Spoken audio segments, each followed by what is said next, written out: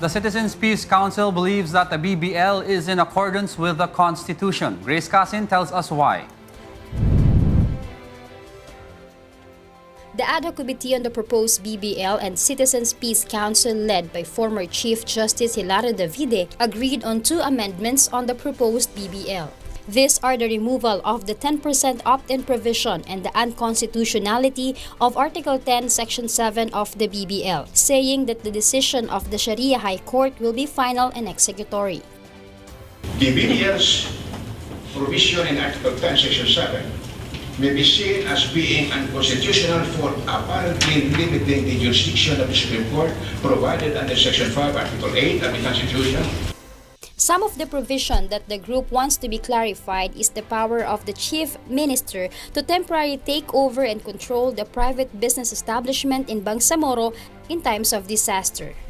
Another is the division of the revenue collected in the Bangsamoro. Despite these issues, the group believes that the creation of Bangsamoro is in accordance with the Constitution.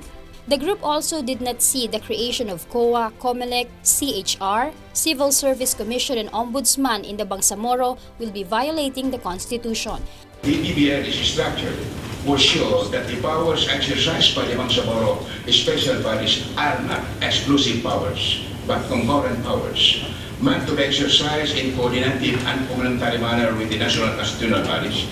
Ad hoc Committee Chairman Rufus Rodriguez, however, said he will not allow the creation of these constitutional bodies.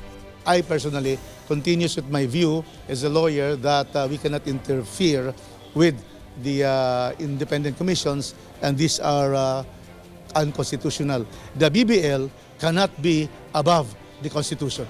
Today is the 48th and will be the last committee hearing on the BBL. On the resumption of Congress session on May 11, all amendments the committee will do on the provisions of the BBL will be voted upon by its members.